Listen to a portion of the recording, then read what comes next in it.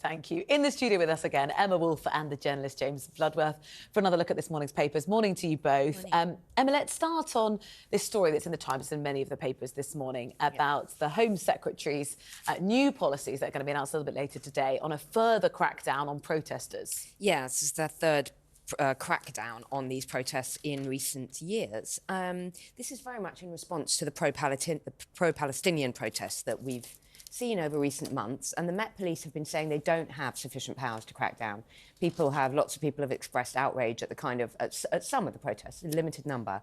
And this is, so James Cleverly is going to be announcing that people who conceal their faces to commit criminal damage, that they might face up to a month in jail. They're going to be making flares and fireworks illegal. And they're really cracking down on people who sort of use the face covering thing, who use those, violent flares and fireworks to cause trouble on the streets, to inflict intimidation on other people. They're going to be made illegal. Also, a maximum fine of £1,000. So yeah, it's a response to the protest, but also just the Met Police saying, actually, we need greater powers. I just wonder whether or not there aren't laws to combat this already, James. I mean, climbing on monuments is disrespectful. I understand that. Whether that should be criminalised could be a moot point.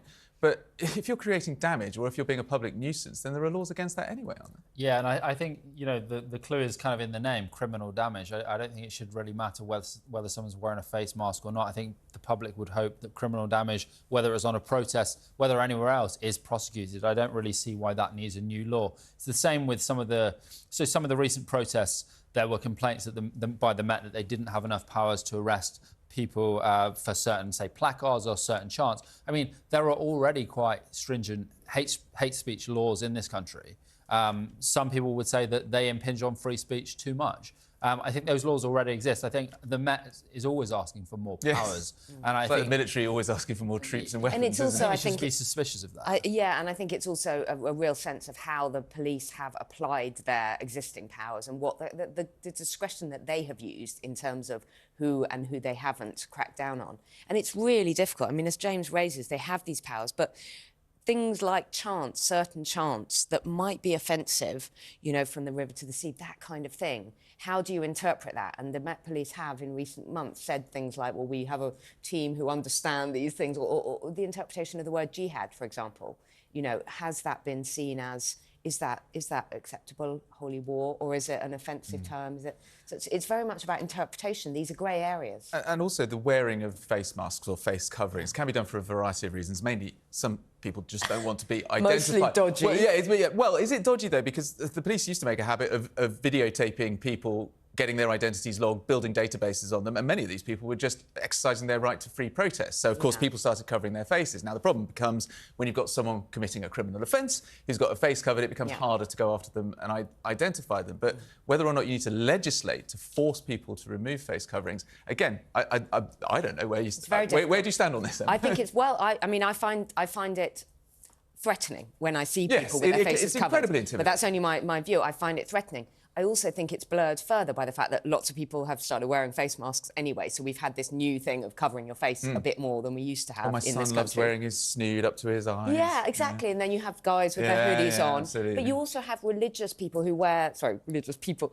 You have cultures who wear face coverings. You also have the whole issue of burqas and things. And I was talking to a security expert who was talking about the Clapham attacker, the acid attack, who said he could just put on a burqa, which is awful and true and alarming to think of people going around fully covered up who we think we're on a manhunt for. So it's a really complicated issue, isn't it? So it depends what they're doing, doesn't it? I mean, if someone's committing criminal damage, then they're already committing the offence and they become a problem, and they can already be asked to remove their garment or whatever if they're doing that. I mean, I think, do we need new laws specifically about that? Well, I'm slightly concerned that this law might be being introduced for political reasons because they want to create a dividing line with Labour. Labour don't want to create this dividing line, so the law goes through simply for no apparent reason other than to... We're going to be hearing from some of the police perspective a little bit later on the programme, so let's move on. James, The Telegraph, the headline is, Migration won't save the UK from its debt crisis. Who's making that argument? So David Miles, who's an executive member of the Office of Budget Responsibility, which basically gives recommendations to the government. It's supposed to be independent, gives recommendations on the economy. He's saying that, you know, migration won't save the UK from a debt crisis, and that there are too many people claiming some form of benefit, and it's basically costing the Treasury lots of money. I mean, this goes into Britain's got a big benefit bill. I mean, almost 3 million of people on long-term benefits. It's sickness benefit. Britain's the most obese nation in Europe and one of the unhealthiest nations in Europe, and COVID's made that a lot worse. So you have a lot more people now with long COVID who are receiving benefits. We really need to kind of tackle once you get down into what this is talking about, Britain really needs to get some of these people who are on long-term sickness benefit off of it, and we need to become basically, that's a huge problem. If it was easy, it would have been, you know, the Conservatives in 13 years would have done that. It's a very difficult challenge. We need to become healthier as a nation. One of the things that always comes up, any of those people off long-term sick often say, well, part of that is because I can't get an appointment properly, I can't get treatment. The waiting list is so long. All these problems. It's such a chicken and egg. It's such a chicken and egg thing. And I was thinking, just as you were saying that, even being on long-term benefits, even being long-term unemployed, feeds into mental health issues, depression, anxiety, loneliness, all of that, because you're not. Of course, it's harder to get back in if you haven't worked for years. And we did create some of this by putting people on furlough for basically the country not working for a couple of years during COVID. And then, as you say, if people can't get proper treatment, someone with a you know, agonising back pain, how are they meant to work when they can't get treatment? How are they meant to be up on their feet all day working in an active job? So it's a really, really tricky one. And any government who cracks down on benefits in that way is seen as cruel and mean and throwing people off disability benefit when they need to be seen, and all of that. So it's a really tricky one. You've got an issue with the tax rates as well. So you've got the personal allowance, tax-free personal allowance isn't so effective anymore because the inflation and whatnot has eroded it over recent years. Shall we move on to another story that you've got, James? This is on the front page of The Guardian, and it looks pretty damning for Baroness Michelle Mone.